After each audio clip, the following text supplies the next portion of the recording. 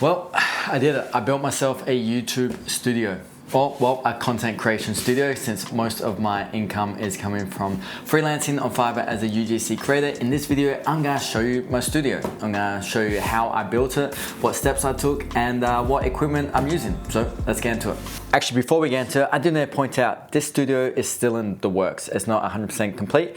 I highly doubt that any studio is 100% complete. There's a bunch of stuff I still need to do, and I'm gonna go over that as well. So keep that in mind when, well, it's not perfect. So this is it. This is my space. So I actually got myself a custom garden shed built.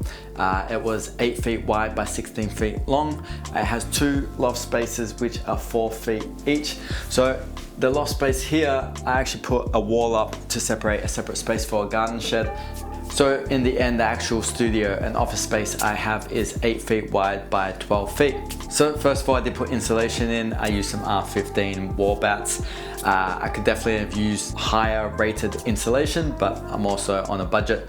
So I used R15s, and then I put plasterboard up all around. I did try to do a smooth finish when I plastered on these 2 walls here. Look, it's not perfect, but I think in videos you're not really gonna pick it up, so it's pretty good. Then I did pick up these sheets from Home Depot. They were $50 each. They're, I think, 8 feet by 4 feet. So basically I've just put these on. They're not sound treated or anything like that. I've put that on one wall, painted one wall another color. This is Thunder Gray. Pretty typical YouTube studio colors. Same with this wall, it's very typical, but when I'm creating content for clients, I think having this look of 2 different colors is very professional, makes it look a bit more like a podcasting studio. And then I did go ahead and paint the other walls of white. I think it ended up being an eggshell. That was just a oopsie paint. If you go to Home Depot, you go to the paint section, they'll normally have a place called oopsie paint. And it's basically paint that they've made for clients, and then they didn't want it, so they just sell it for super cheap. So I just picked up that color for that. The idea here was that I'd have a couple of different scenes. I could have this as a solid scene, I could have this color as a solid scene, or I could have the white if I need to shoot anything with some white backgrounds. So this end is a bit more of a mess. So this is kind of more so the office, the editing studio end. My initial plan was to actually paint this wall behind me a different color as well. I've actually put texture on that wall. I did want to do like a blue or something like that. I may eventually still do that. At the moment, I have this fence panel. This was the leftover fence panel I had from outside, but when I'm doing product shoots of something like a house light or some type of outdoor light, something that needs to be presented as outside, I can actually hang it on this and just kind of zoom in and make it seem like I'm standing next to a fence. Again, I have a loft space above me. I'll go over the whole ceiling. I still need to sound treat this place. It's not the best sound. I need to do some better insulation with the actual ceiling as well. On the ground, I put some cheap carpet down on one end. I've actually just purchased the other piece I need to go on this end. I haven't put it down yet, so again, it's a bit of a mess. Okay, so now let's talk about some of the equipment I'm using in here, how I'm powering this place, the lighting I'm using.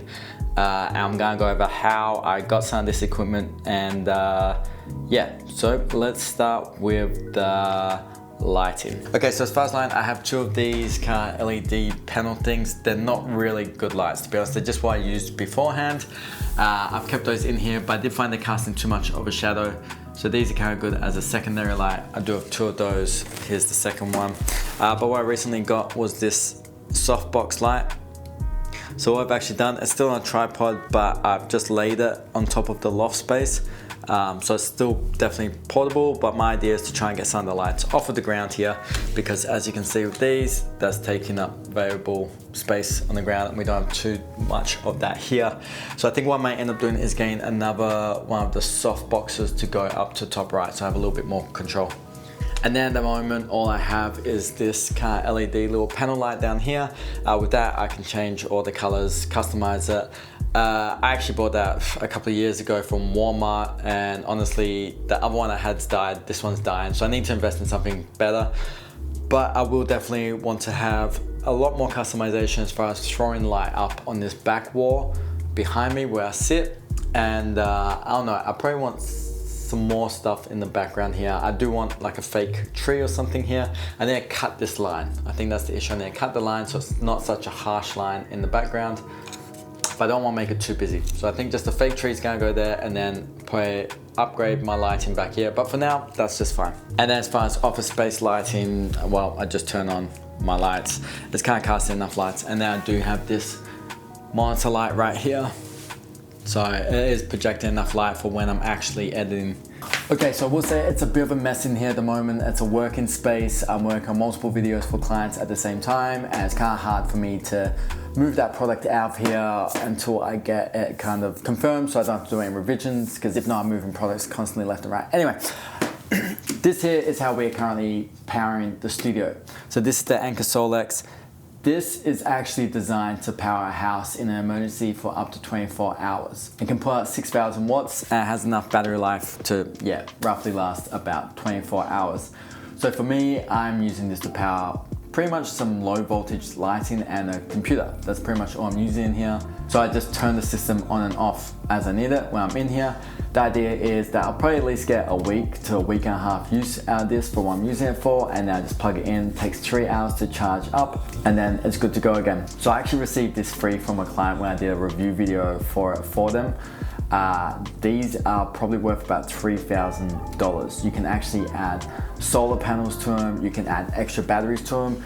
I think you can actually technically power your house for up to a week in an emergency, you know, a snowstorm or something like that where you've lost power. Again, big investment, but I can definitely see the point of it. In my case, I don't think I'm actually allowed to have permanent power come into a shed, because it's not allowed to have that where I am. Anyway, so this was a workaround for me, and it's working great so far. So I'm gonna get low here. Over here is actually a product I'm just finishing up a video for a client right now. It's a watch display box. It's built really nice actually, and there's something like that. I do have one, but this one's yeah, really nice. Anyway, let's talk about my actual setup over here. I have this Flexi Spot desk. This was sent to me by a client when I did a review video for them. I have this really cool chair back here, which was also sent to me for free when I did a video for them. I was initially not gonna keep this, but I think this actually works really well with this background and this Flexi Spot desk, so I'm probably going to actually keep that as a part of the set. Now this is actually a electronic standing desk, so it can move up and down. Just got some buttons here. Super easy, super simple. That's gonna allow me to do a lot more versatility when I'm doing product shots and stuff like that. If I want to be standing, sitting, what I do like to do is kind of set this with this as a background when I'm trying to get like an elegant product shot and just capture that. Works great. So as far as the camera, I'm still using the Sony ZV-E10. I do need to upgrade the lens. I'm currently using the kit lens. I'm looking at the TT Artisans. They have like a 3-pack. I believe it's a 17mm, a 35mm, and a 50mm, and they're f1.4. So that's gonna allow in a lot more light, especially in this kind of studio situation. They're not too crazy. I think they're about $280. I think for the next step up, they are manual focus, but I'm in a studio, so I can kind of set it each time. It's not a big deal. So I think that's gonna be the next step with the camera. I am using these Lark 2 wireless mics. I still have the Rhodes wireless mics as well. So now I have 2 different setups. These are good because they just magnetically clip on. They're not as big as the Rhodes. I do like the Rhodes sound quality better, I think, but I think these are a little bit less aggressive with what the person's gonna see on the camera. So when I want to hold the microphone, the Rhodes will be that option. When I want something a little bit low key, this is gonna be the option. Okay, so let's talk about this space up here. Now, this is a barn. Like I said, it does have 2 loft spaces. We needed that extra kind of space to be storing stuff, but I need to put insulation up here because right now it's definitely not holding in temperature very well. I am in Arizona, so it's gonna get very hot here by the time summer hits. So I'm thinking about getting the foam insulation, kind of like the solid foam, where I can put in, that will go the whole way across, and then probably strap that in, and then from that will probably give me some better sound quality, and then I'm gonna make some sound panels. I'm not really sure yet. I kind of want to put some sound panels. I kind of want to put some sound panels under this part of the loft. I feel like I can hang stuff off of this joist coming across here. which really would just allow me to get everything up off of the ground. So once I do that, the next issue is actually some type of AC unit. Again, by the time it gets to summer here in Arizona, we're looking at 110, 120 degree temperatures, and it's gonna be too hot in the shed to work. My plan with this is the company that I do review videos for, they're constantly kind of offering me different products, and something they've offered me in the past have been AC units. I've had to say no because I've had nowhere to install them. So I'm hoping one of those will come up and I can install it here. It really does not need to be that big. And once I get that installation in that top part, it's gonna just control the temperature so it's not gonna fluctuate so much.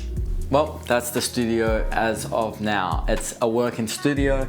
It's allowing me to step up my quality of videos I'm doing for clients, but it still needs a lot of work. I definitely did not have time to just take my time with it and make sure everything was done perfectly because, well, I needed a space to be, well, making that money. It's a work in progress. I'm gonna do some more updates over time.